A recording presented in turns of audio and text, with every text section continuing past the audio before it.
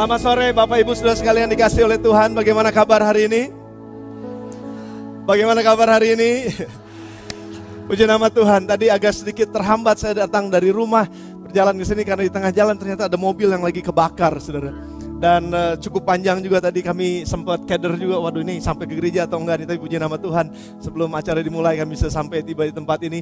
Selama perjalanan kehidupan kita bisa terjadi macam-macam yang kita nggak pernah prediksi sebelumnya, yang kita nggak pernah duga sebelumnya. Karena kehidupan ini terus berjalan dan ada aja masalah-masalah yang ada di dalam kehidupan kita. Tetapi kalau kita ada berjalan bersama dengan Tuhan, Dia pasti akan memimpin dan menolong langkah kita. Dia tidak pernah meninggalkan kita. Dia ada bersama dengan kita sebagai pembela kita, sebagai Allah kita, sebagai Raja kita, sebagai Tuhan kita.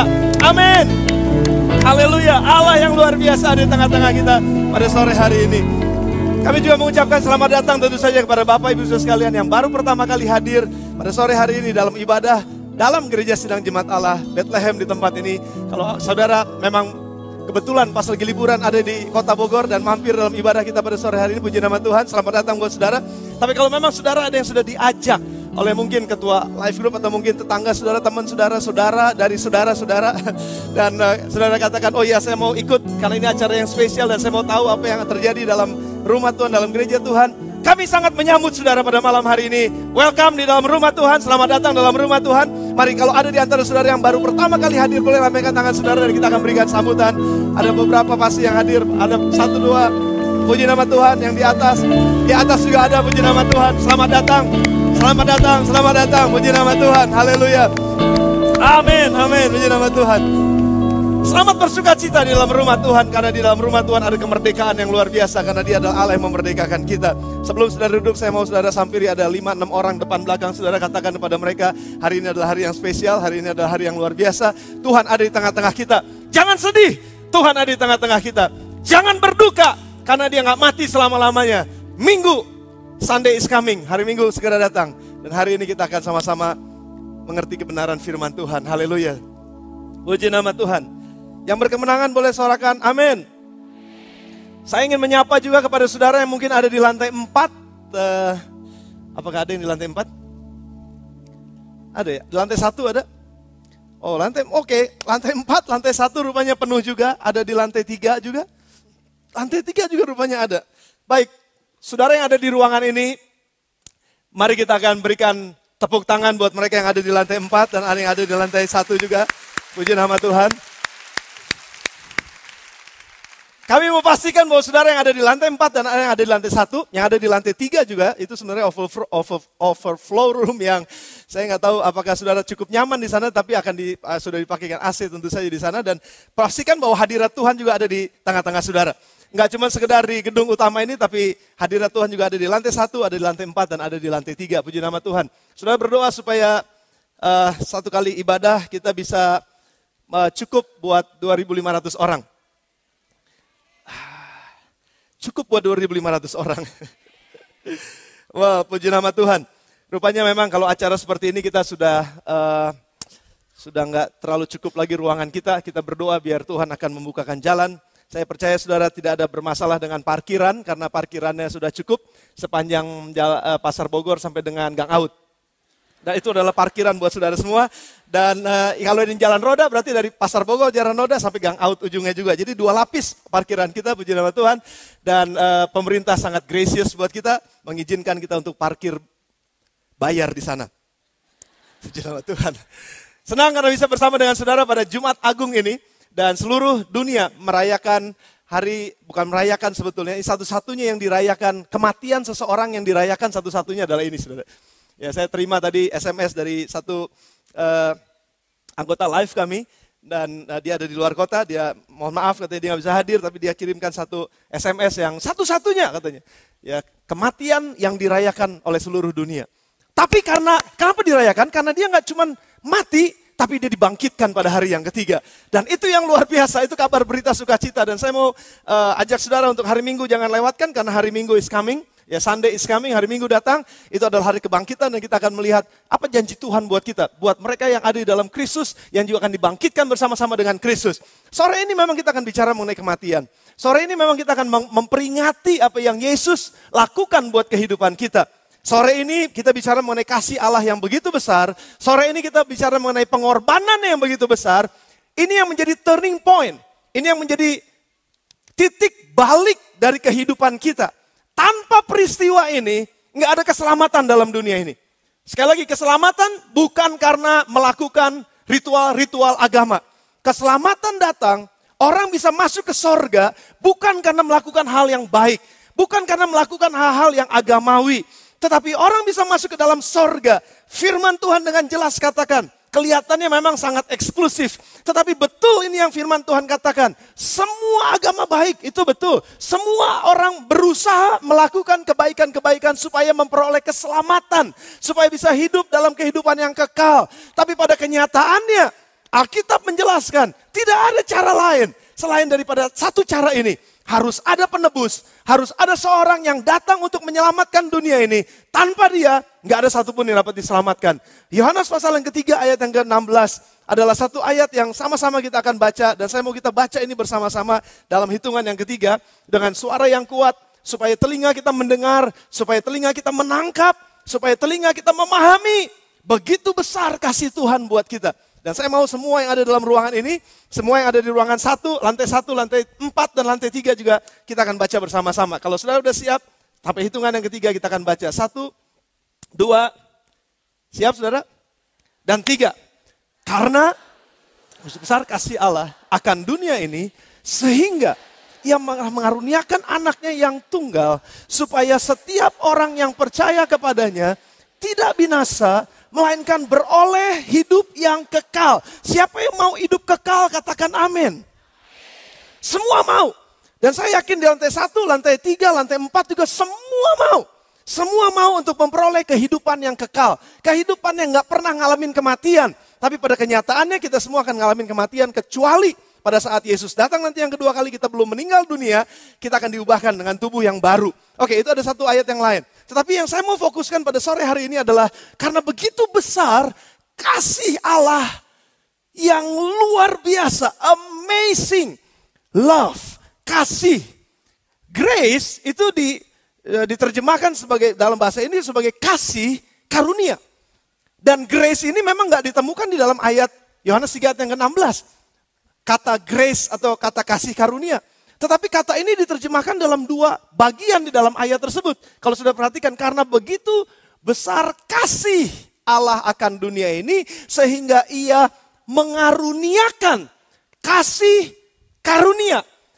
Kasih yang gak cuma sekedar bicara kasih, tapi dia melakukan sesuatu dengan cara memberi. Dan bukan cuma sekedar dia memberi sesuatu, dia memberikan apa yang dia berikan yang paling berharga, dan dia rela untuk mengorbankannya demi keselamatan, demi orang-orang yang dicintainya, demi orang-orang yang terhilang, demi orang-orang yang katanya hidup udah jauh masa bodoh dari Tuhan, jauh dari kehidupan yang berarti, jauh dari kehidupan yang berharga, jauh dari kehidupan yang bernilai. Karena kasihnya buat orang-orang seperti ini, maka dia mengaruniakan yang terbaik dari miliknya untuk dikorbankan, sehingga orang yang percaya kepadanya tidak binasa, melainkan beroleh hidup yang kekal. Ada jaminan di dalam Tuhan Yesus untuk memperoleh kehidupan yang kekal. Agama gak pernah menjamin orang untuk bisa hidup mudah-mudahan. Itu biasanya disebut oleh manusia, itu bisa dikatakan oleh manusia. Ya mudah-mudahan saya diselamatkan, ya mudah-mudahan saya diberikan rezeki, ya mudah-mudahan, masih mudah-mudahan. Oke, itu memang mudah-mudahan. Tetapi untuk keselamatan di dalam Kristus Yesus, tidak ada yang mudah-mudahan. Itu pasti, karena itu adalah janji Tuhan. Karena begitu besar kasih Allah akan dunia ini. Begitu besar kasih Allah. Paulus mengatakannya sebagai kasih yang gak terbatas. Dalam kitab Efesus pasal yang ketiga ayat yang ke-12 dia katakan. Ayat yang ke-18 sampai dengan ayat yang ke-9. Ayat 19 katanya, aku berdoa supaya kamu bersama-sama dengan segala orang kudus dapat memahami betapa lebarnya, panjangnya, tingginya, dan dalamnya kasih Kristus. Serta memahami dan mengerti akan kasih tersebut, mengenal kasih tersebut, walaupun kasih tersebut seolah-olah melampaui segala akal pemahaman manusia. Kayaknya gak ada yang kasih seperti ini. Bagaimana mungkin orang-orang yang membenci saya, orang-orang yang menyakiti saya, Ada begitu banyak orang yang menolak saya, tapi saya tetap mengasihi mereka. Saya tetap mati buat mereka. Saya tetap berdoa buat mereka. Bagaimana mungkin? Nggak ada kasih dalam dunia ini yang bisa seperti itu. Katanya kasih sejati. Beberapa minggu ini kami nonton film Cinderella. Wow, itu film yang cukup buat saya menarik dan lucu. Tapi buat anak-anak, mungkin itu mau jadi satu film yang kayaknya jadi pembicaraan. Kasih yang luar biasa ini, Cinderella, si Upik Abu. Udah ditekan, udah ini, tetap aja dia layanin, tetap aja dia berbuat baik. Be kind and take courage. Ya, berbuat baiklah, tapi tetap berani gitu ya. Terus berbuat baik, dan pada akhirnya pun dia nggak tahan. Dia nggak bisa, tapi dia mengampuni pada akhirnya. Itu nilai yang bagus dari Cinderella. Dia mengampuni mama tirinya, dia mengampuni saudara-saudara tirinya.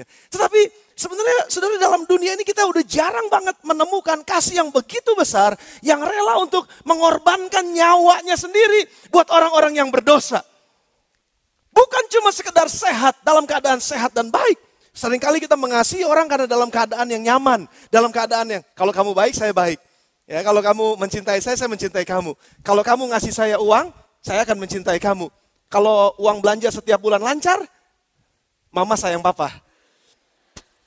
Tapi kalau uang belanjanya kurang begitu lancar, papa pergi aja. Mendingan papa cari uang. Nanti kalau papa pulang, bawa uang, baru kami akan sayang lagi sama papa. Ya, papa nggak pulang, papa mesti bawa uang. Nah, jadi ada, saudara, kasih yang seperti ini yang Paulus bilang gini, aku berdoa supaya kamu mengerti dan memahami betapa lebarnya, panjangnya, tingginya, dalamnya kasih tersebut. Saudara, saya bayangin waktu Paulus ngomong seperti ini ya, ada beberapa kejadian yang dia alamin, saudara. Kalau saudara baca dalam kitab Roma pasal yang ke-8, itu dia sebutkan, kalau coba baca Roma pasal 8, 31 sampai 39. Pelan-pelan saya akan bacakan. Sebab itu, apakah yang akan kita katakan tentang semuanya itu? Jika Allah di pihak kita, baca sama-sama dengan saya. 1, 2, 3. Siapakah yang akan melawan kita? Kalau Allah ada di pihak kita, siapakah yang akan melawan kita? Nah, saudara perhatikan nih, Paulus bisa bilang gini, aku berdoa supaya kamu bersama dengan semua orang kudus dapat mengerti, memahami kasihnya yang begitu besar. Kasihnya. Bukan cuma sekedar dalam keadaan yang kita diberkati, wah haleluya, promosi, wah puji nama Tuhan, kasihnya luar biasa. Semua dalam keadaan baik-baik, suami istri semua sehat, anak-anak semuanya baik, bertumbuh dengan baik. Kasih Tuhan tuh besar luar biasa. Tapi yang Paulus maksudkan adalah begini, melampaui segala hikmat manusia. Bagaimana caranya kita bisa mengerti kasih Tuhan? Bukan pada saat sepertinya dalam keadaan baik. Yang Paulus katakan dalam kitab Roma, sudah baca lagi tadi, Roma pasal yang ke-8 tadi. Ayat yang ke-32. Ia yang tidak menyayangkan anaknya sendiri tapi yang menyerahkannya bagi kita semua. Bagaimana mungkin ia tidak mengaruniakan segala sesuatu kepada kita bersama-sama dengan dia.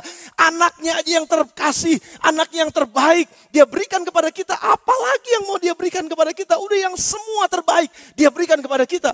Ayat yang selanjutnya dibilangnya apa? Siapakah yang akan menggugat orang-orang pilihan Allah? Allah yang membenarkan mereka. Siapakah yang akan menghukum mereka? Gak ada. Gak ada lagi penghukuman, gak ada lagi tuduhan. Saudara perhatikan nih ayat yang selanjutnya. Ini luar biasa ayat ini. Kristus Yesus yang telah mati, bahkan lebih lagi yang telah bangkit. Yang juga duduk di sebelah kanan Allah. Yang malah menjadi pembela buat kita.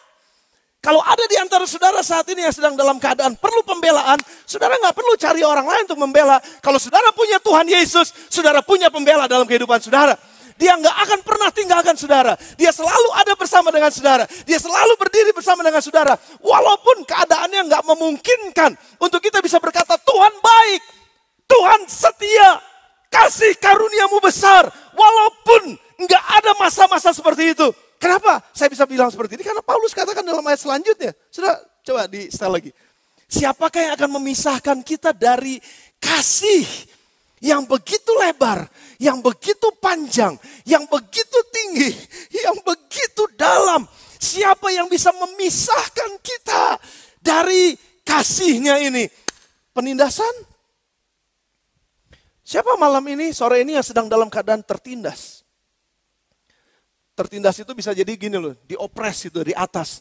Saudara yang jadi karyawan, saudara nggak tahan bener sama penindasan atasan saudara. Saudara, aduh gue lagi ketindas banget. Dan saudara mesti bilang gini, Tuhan mana kasihmu? Hei, jangan nyalahin. Kalau mau nyalahin bosmu. Karena mereka yang nindas kamu. Tapi bayangkan saudara, dalam keadaan tertindas kata Paulus, gak ada yang bisa memisahkan kasih Tuhan dari kita. Walaupun dalam masa penindasan. Atau apa lagi? Kesesakan.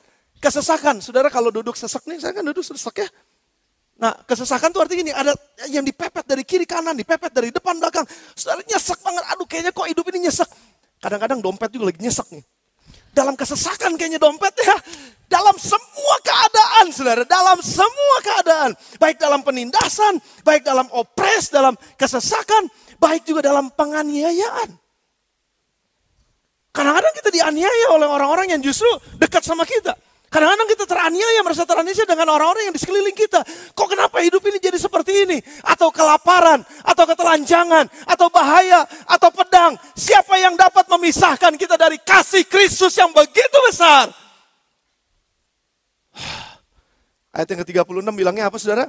Seperti ada tulis oleh karena engkau kami dalam bahaya maut sepanjang hari. Lihat tuh saudara, Paulus nggak dalam keadaan yang Tuhan baik. Nyanyinya baby I love you. Dalam keadaan yang kayaknya berbunga-bunga. Enggak. Dia dalam keadaan terjepit. Dia dalam keadaan penindasan. Dia dalam keadaan tersesak. Dia dalam keadaan yang susah. Yang dalam menghadapi maut setiap hari.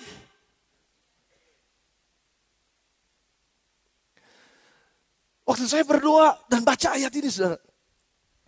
Saya dibawa oleh Tuhan melihat ada beberapa dari antara saudara yang sedang mengalami kesakitan saat ini. Saudara yang mengalami sakit perasaan. Saudara sedang dianiaya. Perasaan saudara lagi dianiaya oleh orang-orang yang dekat dengan saudara. Saudara sedang merasa seperti ada penyakit yang gak pernah bisa disembuhkan. Dan sedang bertanya, mana Tuhan? Mana Tuhan? Kalau engkau baik, mana Tuhan? Saudara sedang mengalami seperti itu dan saya dibawa masuk ke dalamnya. Dan Tuhan bilang begini, gak ada yang bisa memisahkan kasih Tuhan termasuk penyakitmu. Gak ada yang bisa memisahkan kasih Tuhan di dalam engkau. Engkau gak akan pernah bisa dipisahkan oleh penyakit apapun. Karena kasihnya yang sangat besar ada di dalam engkau. Dalam nama Yesus.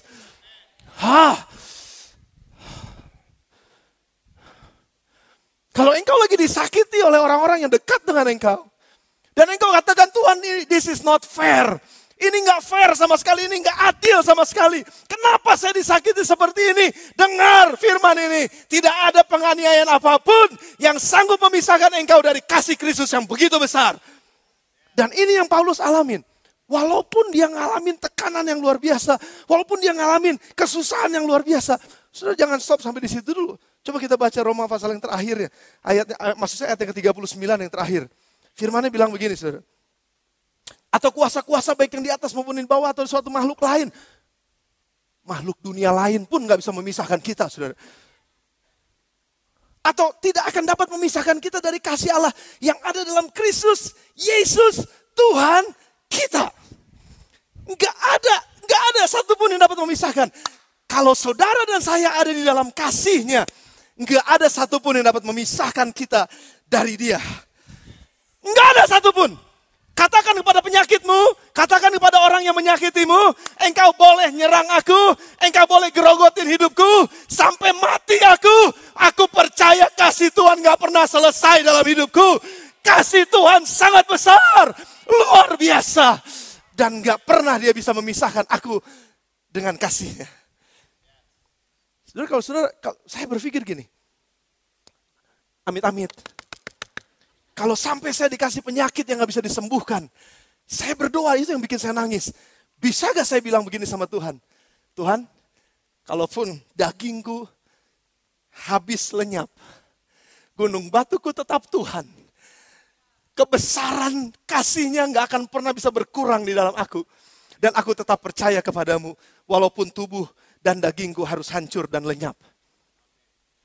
Nah kebanyakan ada orang berpikirnya gini saudara. Pokoknya kalau saya udah dalam kasih Kristus, saya pasti sembuh. Saya mau bilang sama saudara, kalau Tuhan gak mau sembuhin gimana? I'm talking the truth. Saya nggak mau memberi pengharapan palsu buat saudara. Tapi pada kenyataannya, saya mau kita melihat bahwa kasihnya lebih besar dari penyakit kita. Kasihnya lebih besar daripada kesakitan-kesakitan hati kita. Selama kita bisa ada di dalam kasihnya, kita aman. Karena pasti ujungnya kehidupan kekal akan menjadi milik kita. Karena nggak ada apapun yang bisa memisahkan kita dari kasih Tuhan. Beri tepuk tangan buat Tuhan kita. Yes.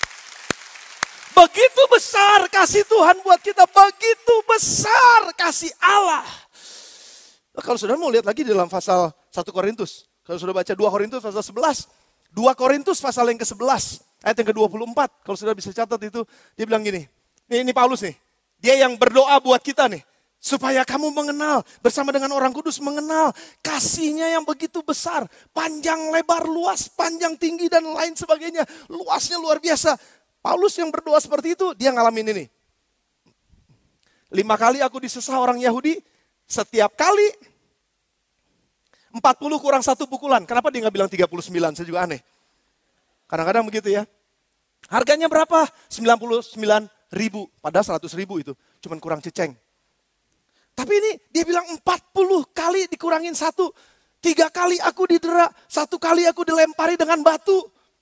Dan orang yang ngalamin seperti ini, 3 kali ngalamin karam kapal dan gak pernah bosen. Karam kapal yang pertama dia pergi lagi, karam kapal yang kedua dia pergi lagi, karam kapal. Dia mungkin 3 kali aja kapalnya karam. Kalau sampai 5 kali pun dia akan terus jalanin ini, saudara. Dan orang yang ngalamin seperti ini lalu dia bilang, sehari semalam aku terkatung-katung di tengah laut. Saya ngebayangin aja ubur-ubur ada di sini semuanya. Digigitin sama orang Vispa itu bayar, dia mah gak usah bayar, di Vispa semuanya. Ngapung di tengah laut, sudah bisa bayangin gak? Dan seterusnya, ayat yang ke-26. Dalam perjalananku aku sering diancam bahaya banjir. Jakarta gak ada apa-apanya, ini bahaya banjir zaman lalu. Dan bahaya penyamun, bahaya dari pihak orang-orang Yahudi. Dan dari pihak orang-orang bukan Yahudi. Bahaya di kota, bahaya di gurun, di padang gurun. Bahaya di tengah laut, bahaya di pihak-pihak saudara palsu. Ayat 27 selanjutnya. Aku banyak berjeli lelah, bekerja berat. Kerap kali aku tidak tidur, aku lapar dan dahaga, ini bikin vertigo. Kerap kali aku berpuasa, kedinginan dan tanpa pakaian. Aku dalam keadaan yang susah. Tapi aku mau bilang sama kalian, tidak ada satupun dari ini semua yang sanggup memisahkan aku dari kasih Tuhan yang begitu besar di dalam kehidupanku. Wow! Wow! Praise God! Saudara, kalau kita tangkap ini, apa yang bisa membuat kita takut dalam dunia ini? Apa yang bisa membuat kita jadi patah semangat dalam dunia ini? Apa yang akan membuat kita menjadi kecewa dalam dunia ini? Apa yang akan membuat kita menjadi susah dan akhirnya kita nggak pernah berkesudahan dengan kesusahan tersebut. Dan terus hidup dalam kesusahan demi kesusahan sampai akhirnya mati dalam kesusahan. Kalau kita ada di dalam Kristus, dalam kasihnya yang begitu besar, rasanya hidup kita jadi aman, saudara. Dan ini yang dibutuhkan banyak orang. Satu keyakinan, satu jaminan bahwa saya membutuhkan keselamatan saya. Dan Tuhan sendiri pada malam hari ini bilang, karena begitu besar kasihnya. Karena begitu besar kasih Allah. Yesus disangkal oleh yang namanya Petrus. 3,5 tahun, ngobrol, jalan, makan bareng, tinggal sama-sama. Dan pada akhirnya pun dia disangkali. Pada akhir ujung kehidupannya. Yesus dihianati oleh seorang juga yang sangat dekat sama dia, yang dia percayakan duitnya. Biasanya kalau suami mempercayakan duitnya sama siapa? Dan yang pegang duitnya mengkhianati dia. Atau sebaliknya. Ditolak, Yesus ditinggalkan. Yesus ditolak oleh orang-orang sekotanya, sudah bisa bayangin. Pergi ke Cunpok ditolak, pergi ke Pasar Bogor ditolak, pergi ke Belong ditolak, pergi ke Pulau Gelis apa lagi. Kemana aja dia pergi, ditolak. Di kotanya soal dia ditolak, saudara. Yesus ditinggalkan waktu dia berdoa seorang diri di Taman Getsemani. Bapak, kalau boleh cawan ini lalu daripada gue. Pak, mana Pak? Kok gak ngomong, Pak? Hei, kemana? Gak ada Bapak. Dia datang sama murid-muridnya lagi pada tidur semuanya. Dan dia sendirian pada saat itu, dia ditinggalkan. Dan dalam keadaan seperti itu, dia masih tetap bisa katakan, jangan tanggungkan dosa ini buat mereka. Karena mereka nggak tahu apa yang mereka lakukan. Aku mati buat mereka anyway, dan aku memberikan nyawaku buat mereka. Kasih seperti ini yang sedang dicari oleh dunia. Dan kita mengucap syukur malam ini kita dengar dari firman-Nya sendiri. Karena begitu besar kasih Allah akan dunia ini. Akan kita semua. Dan kasih itu sudah dinyatakan di dalam Yesus Kristus. Yang kedua, kasih kepada manusia. Kenapa kepada dunia dan kepada manusia ini? Kenapa dia mengasihi manusia sedemikian rupa? Roma 3 ayat yang ke-23, ini ayat yang selalu kita baca dan ayat yang sering kita baca. Karena semua orang telah berbuat dosa. Baca sama-sama 1, 2, 3. Karena semua orang telah berbuat dosa dan telah kehilangan kemuliaan Allah. Semua orang. Saudara lihat depan, kiri, kanan, belakang saudara. Siapapun itu. Termasuk yang lagi berdiri di depan saudara. Itu orang berdosa. Nggak ada satupun yang nggak berdosa. Semua kita berdosa. Termasuk yang lagi pegang kamera. Bro. Semua berdosa. Nggak ada satupun yang tidak berdosa. Dan ini, dosa itu menyebabkan gaya hidup turun dari standar gaya hidupnya Tuhan. Itu yang disebut dosa, saudara.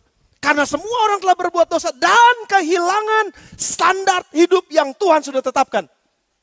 Seharusnya dia bisa hidup sebagai kepala keluarga dengan standarnya Tuhan. Tapi ini begitu jauh dari standarnya Tuhan. Udah jatuh banget, udah jauh banget. Cara berpikir, harusnya cara berpikir yang normal itu adalah cara berpikir yang kudus. Tapi ini justru yang kudus jadi gak normal.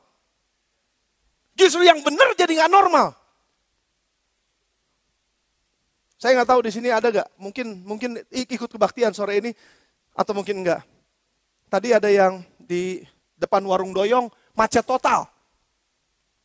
Sudah udah ngerti maksud saya nih. Karena ada orang yang dari gang out, belok kanan. Di sini belok kanan, turun ke bawah, naik ke atas. 3 mobil ngederet, nggak mau pada mundur, karena di belakang udah motor semua. Lalu di sini juga semua mobil udah tatot. Saya lagi makan, naik darah langsung. Cuci tangan, bilang sama Epi, kesempatan saya marah. Dan saya keluar, dan saya liatin mobilnya. Mas, 1 jalur, nggak boleh, mundur. Wah, saya dibantu sama orang-orang daerah situ, makin gede hati. Makin berani. Mas, mundur. Ini, udah nggak bisa Pak, itu banyak motor di belakang. Salah, karena ini, wah, itu. Saudaraku, maksud saya adalah begini. Kita tuh paling sering kepancing untuk melanggar aturan. Dan itu sebenarnya hidup dalam standar yang salah. Dan yang hebatnya gini, yang salah lebih galak daripada yang benar. Standar hidup yang salah. Dan itu begitu dalam dan jauhnya. Dan Tuhan sayang sama kita karena dia mau angkat hidup kita dari standar yang salah kepada standarnya Tuhan. Cara hidup kerajaan sorga. Dia mau angkat kita kembali karena begitu besar kasihnya. Dia gak mau lihat kita binasa. Karena setiap orang yang hidupnya standarnya di bawah. Hidup gaya hidupnya udah cara berpikirnya salah. Gaya hidupnya salah. Gaya berumah tangganya salah. Gaya bisnisnya salah. Semuanya standarnya udah standar di bawah. Udah licik kotaknya. Udah iri hati sama siapa sih. Udah begitu jauh dari standarnya Tuhan. Itu menyebabkan kehancuran. Dan Tuhan mau menyelamatkan. Tuhan gak mau lihat satu manusia pun terus hidup dalam standar yang salah. Dia mau angkat kehidupan kita masuk kepada standarnya Tuhan. Kalau kita bisa masuk dalam hidup standarnya Tuhan. Hari Minggu saya membahas ini buat saudara. Kalau kita bisa masuk dalam standarnya Tuhan. Kita akan ngelihat kehidupan yang diberkati berbuah banyak dan luar biasa jadi berkat buat orang lain. Cuma pertanyaannya adalah begini. Kita mesti diangkat dulu dari standar yang salah. Dan salib bicara mengenai karena begitu besar kasih Allah akan dunia ini. Sehingga Roma 6 ayat 23 katakan apa? Ayat yang biasa juga kita baca. Sebab upah dosa adalah maut, kematian. Upah dosa itu adalah kematian karena standar hidup. Mati dalam hubungan keluarga, mati dalam hubungan suami istri, mati dalam hubungan orang tua anak, mati dalam hubungan pergaulan sehari-hari, mati juga di dalam pikiran yang sehat, mati di dalam jiwa yang sehat, mati semuanya. Karena memang di bawah standar kehidupannya. Sebab upah dosa ialah maut. Ujungnya pasti maut. Ujungnya pasti mati. Saudara, sebaik-baiknya saudara hari ini. Kalau saudara gak mengenal Kristus di dalam kehidupan saudara sebagai Tuhan dan Juru Selamat. Sebaik-baiknya hidup saudara sedang menuju kematian. Hidup saudara sedang menuju kepada maut itu. Perlu di stop hidup yang menuju kepada maut tersebut. Sebab upah dosa adalah maut. Tapi the grace of God, kasih karunia-Nya Allah ialah hidup yang kekal dalam Kristus Yesus Tuhan kita. Enggak ada yang lain, saudara. Enggak ada pilihan lain dalam kolong langit ini. Enggak ada nama lain yang diberikan kepadanya. Setiap orang dapat diselamatkan. Enggak ada nama lain. Cuma satu. Karena kasih karunia Allah ialah hidup yang kekal dalam Kristus Yesus. Cuma satu yang bisa menyelamatkan kita. Bukan agama Kristen. Tapi yang namanya Yesus Kristus. Sebut bersama dengan saya, Yesus Kristus. Dan dia adalah keselamatan buat kita. Dan dia yang akan mengangkat kita. Dia yang akan membawa kita. Stop perjalanan menuju kematian. Stop perjalanan menuju maut. Stop perjalanan menuju standar hidup yang semakin buruk. Stop. Yesus bisa stop itu. Kalau saudara percaya kepadanya, kita nggak akan binasa. Tapi kita akan dibawa olehnya menuju kehidupan yang kekal. Dia akan bawa kita kepada satu kehidupan yang luar biasa. Maut harus dibayar dengan maut. Maut gak bisa dibayar dengan perbuatan baik. Mesti ada yang menggantikan duduk di tempat maut. Saya mau kasih ilustrasi ini buat saudara. Ia mengaruniakan anaknya yang tunggal, supaya barang siapa yang percaya kepadanya tidak binasa, melainkan beroleh hidup yang kekal. Kasih dan karunia, itu yang disebut grace. Inilah arti keselamatan. Saya panggil ada satu orang yang akan membantu saya, menolong saya untuk memberikan ilustrasi ini. Siapa yang? Alvin. Vin. Come forward.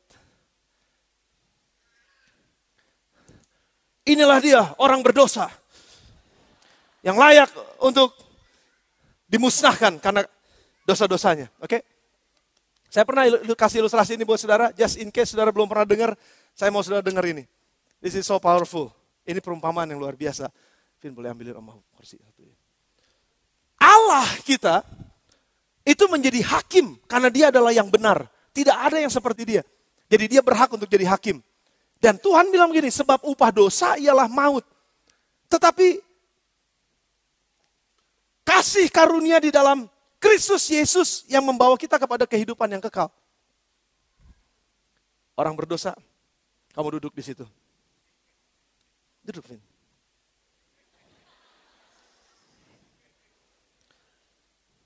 Kenapa jadi muter ke belakang nih?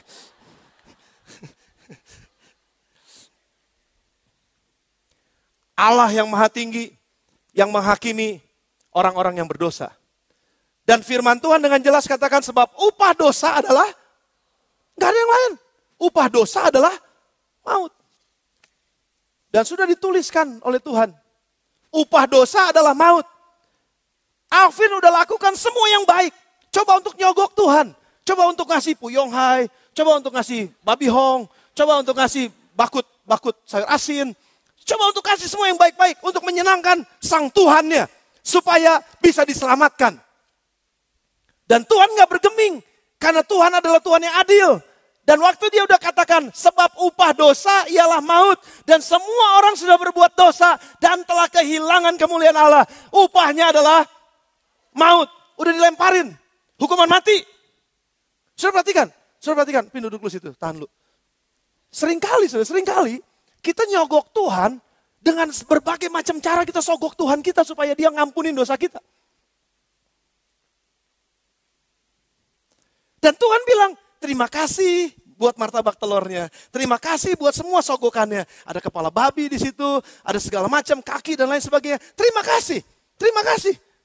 Wow. Tapi hukumannya sudah dijatuhkan. Bahwa orang yang berbuat dosa, hukumannya maut. Kamu udah mati, kamu mau bikin apa aja, sudah tertulis maut dan mati. Jadi dia mau bikin apa dong saudara? Dia udah gak bisa bikin apa-apa lagi karena kebaikannya udah gak bisa nolongin dia. Karena memang semua orang udah berbuat dosa. Sadar atau gak sadar, semua orang udah berbuat dosa. Ada sesuatu yang melawan Allah di dalam diri manusia. Dan manusia udah kehilangan semuanya itu. Dan gak ada cara waktu dia lemparkan ini, dia adalah Allah yang adil. Waktu dia lemparkan, upah dosa adalah maut. Nggak bisa dipungut lagi. Sang Allah yang maha adil ini. Tapi Allah ini juga adalah Allah yang penuh dengan grace, anugerah, kasih karunia. Dia nggak biarkan hukuman itu terus jalan. Walaupun hukumannya sudah dilemparkan. Dia turun dari tahtanya. Dia turun dari singgasananya. Dia lepaskan semua jabatannya. Dan dia turun menjadi manusia. Dan dia angkat orang yang berdosa ini. Dan dia katakan, you are free. Kalau kebenaran bilang kamu bebas, kamu bebas. Pergi dan jangan berbuat dosa lagi.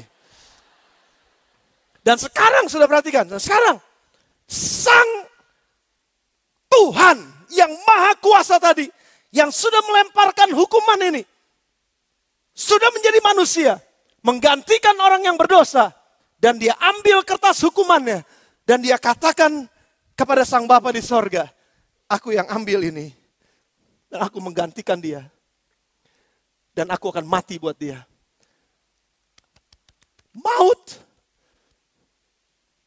aku naik ke atasnya. Aku ambil tanggung jawab ini. Supaya barang siapa yang percaya kepadaku. Tidak binasa. Melainkan beroleh hidup yang kekal. Aku yang mati. Aku yang selesaikan ini semua. Aku yang selesaikan. Karena gak ada satu manusia pun yang bisa selesaikan. Hanya ada satu manusia yang disebut Yesus Kristus. Tuhan yang menjadi manusia. Turun ke dalam dunia ini. Dan dia ambil kematian itu. Kenapa Yesus mesti dicabik-cabik? Kenapa Yesus mesti dicambuk berkali-kali? Kenapa dia harus dipakukan tangannya? Kenapa mesti ada mahkota duri di kepalanya? Kenapa dia harus ditusuk lambungnya? Kenapa dia harus dipakukan juga kakinya? Kenapa dia harus dihina? Kenapa dia harus diludahi? Kenapa dia harus dimarahin? Kenapa dia harus ditendang? Kenapa dia harus dianggap remeh? Karena itu semua kita yang harus alamin. Tapi sekarang dia yang ambil itu semua. Supaya saudara dan saya yang percaya kepadanya. Tidak harus ngalamin itu semua. Karena itu semua sudah dialamin. Di atas kayu salib. Dan sudah selesai. Hakim yang adil. Tapi juga dia adalah hakim yang penuh dengan kasih. Kenapa mesti Jumat Agung jadi begitu penting? Karena di dalam Jumat Agung inilah ada pertukaran. Memulai suatu hidupan yang baru. Ada pertukaran antara kita sebagai orang tertuduh. Yesus gantikan kita. Dan kita mundur menjadi orang yang merdeka. Dia yang tertuduh. Dia yang berdosa. Kita yang merdeka. Ada pertukaran. Jumat Agung jadi begitu penting buat kita. Menjadi titik balik. Tanpa Jumat Agung, nggak ada pertukaran. Tanpa Jumat Agung, kita akan tetap duduk sebagai orang pesakitan. Tanpa Jumat Agung, kita akan terus duduk sebagai orang berdosa. Tanpa Jumat Agung, kita akan terus terkutuk dan kita akan terus berdosa di hadapan Tuhan. Walaupun kita coba untuk ikut seminar motivasi, terus ikut positive thinking, terus ikut segala macam, tetap duduk sebagai pesakitan yang gak akan pernah bisa ketemu dalam kehidupan yang kekal bersama dengan dia. Jumat Agung jadi begitu penting. Karena ini titik awal, di mana ada pertukaran. Saya dipindahkan ke tempat orang merdeka. Dan Yesus yang ambil bagian sebagai orang yang berdosa. But Sunday is coming. Minggu akan segera datang. Yesus mati di atas kayu salib di Jumat Agung. Jangan lupakan Minggu. Karena dia gak mati untuk selama-lamanya. Dia bangkit sebagai pemenang. Dan barang siapa yang hidup di dalam dia, percaya kepadanya, apapun gak akan pernah bisa memisahkan kita daripada kasihnya yang luar biasa itu. Saya mau tutup dengan satu surprise buat saudara. Di zaman perjanjian lama, pengorbanan Yesus digambarkan oleh yang satu ini.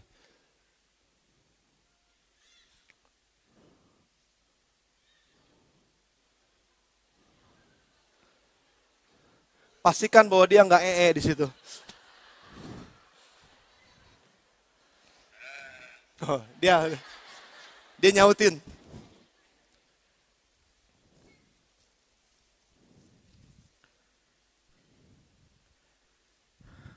Terima kasih buat Ko Agus, pemilik Kuntum yang ada di teras hijau. Karena meminjamkan dombanya buat kita. Puji Tuhan kalau dia mau kasih dan kita potong nanti. Kita bisa makan domba malam ini. Dalam kitab, Rubin, Bin, tunggu di situ ya Bin, saya nggak mau sendirian sama dia. Tunggu di situ. Ntar kalau dia lepas repot saya. Tuh kan.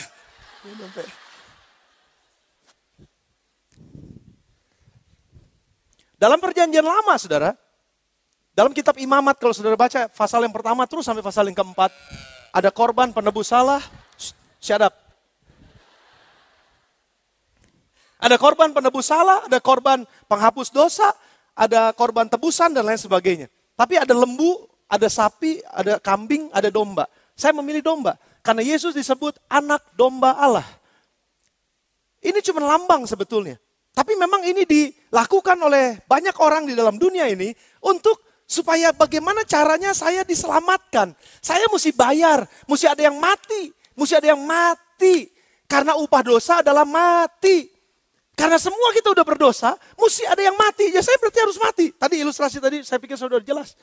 Tapi bagaimana caranya Yesus mati itu sebenarnya digambarkan dalam perjanjian lama. Ya sudah perhatikan ini ilustrasi yang sangat simpel yang digambarkan oleh Imamat. Dan ini akan membebaskan kita semua. Dan Tuhan katakan begini, dalam kitab Imamat dikatakan begini, kalau ada di antara kamu yang berbuat dosa, bawalah seekor domba jantan. Jantan apa betina nih?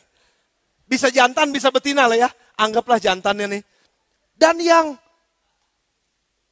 enggak pincang kakinya, kukunya benar, semua kupingnya bagus.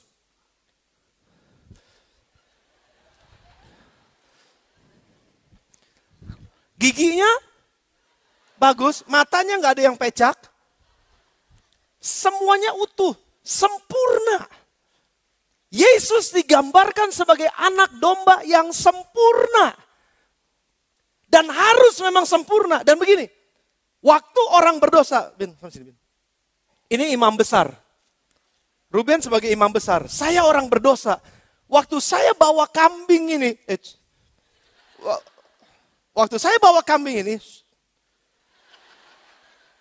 dibilang begini, kita orang berdosa, dia ngeliatin loh. Waktu saya sebagai orang berdosa bawa kambing ini atau domba ini kepada imam besar, dikatakan oleh firman Tuhan begini, supaya dosamu diampuni, pegang kepalanya,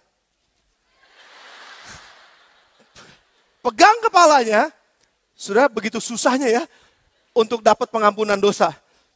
Pegang kepalanya, katakan sama imam,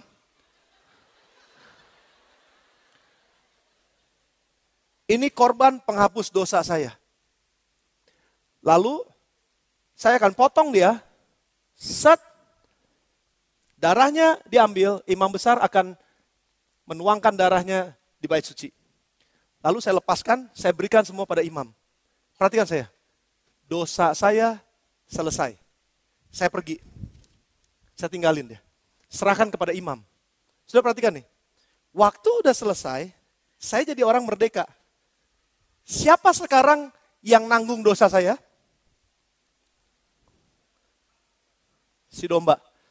Dia yang nanggung dosa saya. Dan imam akan bawa, bakar, habiskan, menjadi dupa yang harum buat Tuhan. Dan Tuhan terima pengampun. Tuhan ampuni dosa dan Tuhan terima pengorbanan si domba. Sudah perhatikan nih. Waktu, firman Tuhan katakan, waktu kita percaya kepada Yesus Kristus Tuhan, menjadi juru selamat kita, menjadi anak domba Allah yang disembelih buat kita, disalibkan buat kita, Bapa udah gak lihat lagi dosa kita. Setiap kali dia ingat kita, dia akan teringat kepada domba itu. Sudah selesai. Dosamu sudah selesai. Jadi waktu kita ada di luar mungkin, sepertinya aduh Tuhan dalam keadaan masalah. Tuhan yang gak ngelihat kita lagi, dia ngelihat sudah ditanggung di atasnya. Asal kita bawa ini menjadi korban persembahan kita. Kenapa mesti ada domba? Pertanyaannya sama, kenapa mesti ada Yesus? Karena waktu kita diampuni dengan semua dosa-dosa kita dan melalui Yesus Kristus, Bapa cuma ngelihat Yesus. Dan waktu kita berdosa, Bapa udah gak mau ingat-ingat lagi dosa kita. Karena dia lihat pengorbanan Yesus.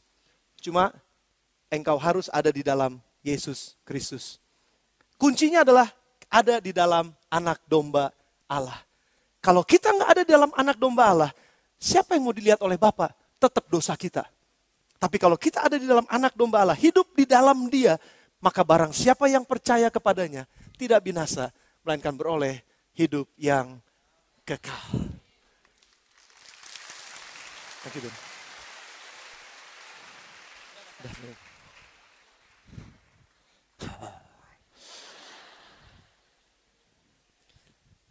biarkan dia di situ. Yes.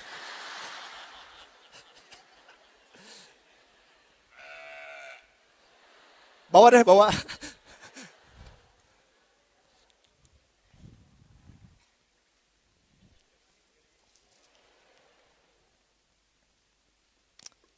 Saya undang pemain musik maju ke depan dan thank you. Thank you. Tepuk tangan buat mereka yang udah nyiapin luar biasa. Thank you, Erik.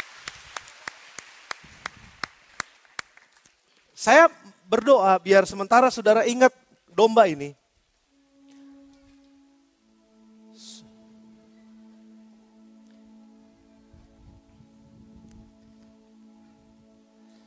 Saya berdoa biar sementara saudara ingat domba ini. Saudara akan ingat anak domba Allah. Pergilah. Jangan berbuat dosa lagi. Karena dosamu udah diampunin. Cuma pertanyaannya, mau gak kita datang sama Yesus ini? Dan percaya kepadanya? Karena barang siapa yang percaya kepadanya, tidak binasa. Tidak masuk kepada hukuman kekal. Karena Bapa lihat anak dombanya yang sudah disembelih di atas kayu salib. Dan setiap dosa kita udah dipakukan di atas kayu salib. Jadi waktu Bapa lihat kita, sebenarnya dia lihat orang merdeka. Nggak ada lagi hukuman buat kita. Asal kita mau percaya kepada dia dan hidup di dalam dia. Di dalam nama Tuhan Yesus. Tundukkan kepala saudara. Pada sore ini, saya mau ajak saudara untuk datang kepada Tuhan. Amazing grace. How sweet the sound. Kasih karunia yang begitu besar. Kata-kata itu begitu indah. Karena saya ini orang berdosa. Saya ini orang penjahat. Saya ini orang yang jahat sama istri atau mungkin sama suami. Saya ini orang yang jahat sama anak. Saya ini orang yang jahat sama orang tua. Saya mungkin orang yang jahat di dalam dunia ini. Tapi karena ada amazing grace. Kasih karunia yang begitu besar. Tuhan mau ampuni dosa saya dan saudara. Malam ini. Sementara saudara tundukkan kepala saudara sebentar. Saya mau saudara dengar kata-kata lagu ini. Dan kalau saudara gak ngerti bahasa Inggrisnya, ada teks bahasa Indonesianya. Dan kita akan datang kepada Tuhan. Dan kita akan buka hati kita, roh kita. Dan katakan terima kasih buat kasih yang besar itu. Saya gak layak untuk terima ini. Saya betul-betul gak layak. Bukan karena apa yang saya lakukan. Tapi semua ini adalah pemberian Allah. Efesus pasal yang kedua. Firman Tuhan dengan jelas katakan ayat yang ke-8. Sebab karena kasih karunia kamu diselamatkan oleh iman. Iman. Iman. Karena kasih karunia kamu diselamatkan oleh iman. Itu bukan hasil usahamu. Bukan perbuatanmu. Tapi pemberian Allah. Itu bukan hasil pekerjaanmu. Jangan ada orang yang memegahkan diri. Pada sore hari ini kalau ada di antara saudara yang katakan Tuhan aku gak layak sama sekali. Aku orang berdosa. Dan aku dengar firman, baru pertama aku dengar berita tentang ini. Dan aku mau datang kepada Tuhan. Aku mau menerima kasih-Mu yang besar itu. Dan aku mau menerima keselamatan daripada Tuhan.